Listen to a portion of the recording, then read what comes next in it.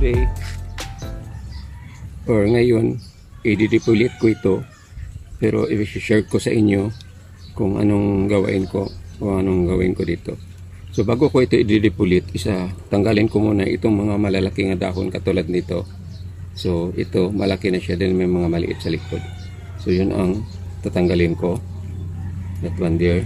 Then other round dito, yung kung saan yung last na maliit makikita natin, yun ang iiwan, like this one here. Yan. Then another under. Yan. So this is ito malaki. Ang iiwan ko lang dahon yung maliit. So sample like this one. So ito ang iiwan kong dahon. Pero after na makuha ko yung mga malalaking dahon for this Ficus nana, i-depolit ko ito para magbago ulit yung dahon at saka shiny siya. Tignan. Pero hindi ko ma-sure kung matapos ko ba ito ngayon because sa daming mga dahon na nandito, tapos isa-isahin ko itong tanggalin.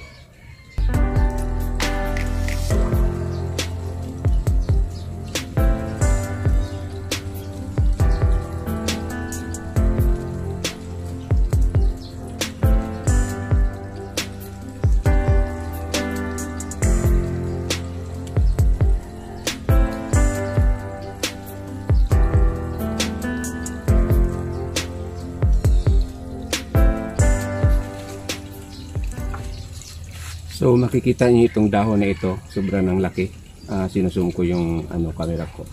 Then dito may makikita kayo na maliit na kaunti, tapos pinakamaliit yung sa dulo.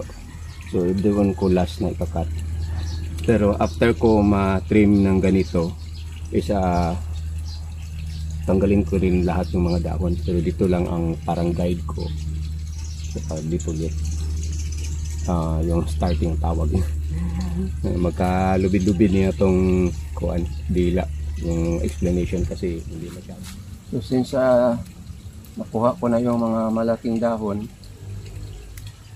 magsimula na ako magtanggal nitong isa-isa itong mga dahon niya or starting to defoliate this Ficus nana. So may na siya, it's already very small or maliit na yung mga dahon niya, kaya lang it's very old na, so hindi na siya shiny. So ang gusto kong mangyari dito is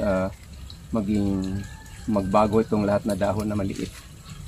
So ganito kahirap yung yung paggawa ng bonsai o pag-maintain ng bonsai materials na now and then kailangan mong gupitan para magbago yung mga dahon na naman niya, at saka maganda na naman siyang tingnan ulit.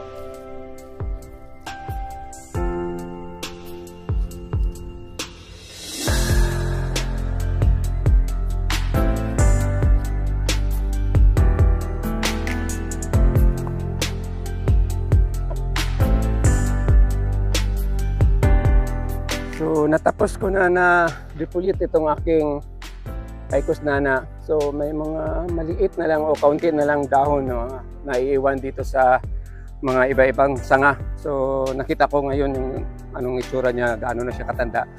Tapos I prefer to, mas maganda pala siya tingnan yung pag walang dahon sa may dahon.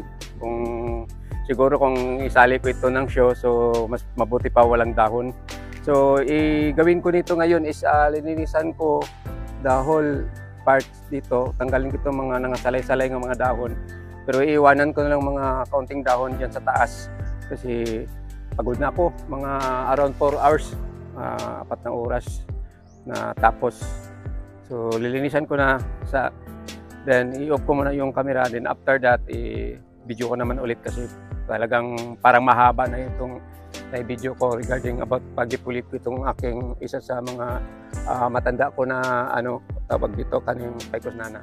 So ito na yung Pecos nana ko, natapos ko na linisan, pati yung sa ilalim, pero may mga dahon pang mga maliliit na naiwan doon sa punuan niya. So ikutin natin. Oops, number ko. Dito sa area, ito sa likod na banda. Then punta tayo sa harap. So this is the front area. Yan.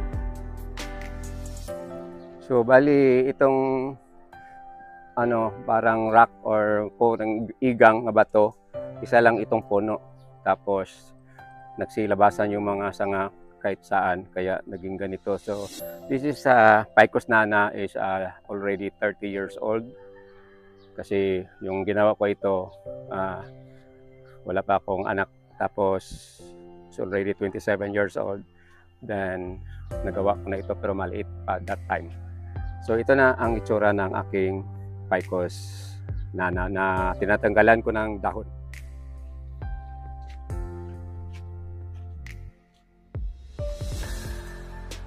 So for this noon, kay udto na, it's around 11:30 in the morning. It took me around almost 5 hours kasi naglinis pa ako.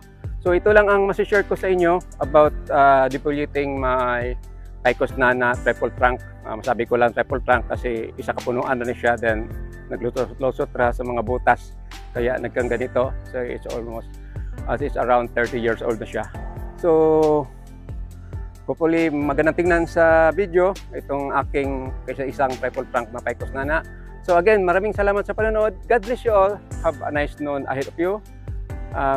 Happy Pista pala dito sa aming lugar, Dumaguete. So thank you very much. Bye-bye.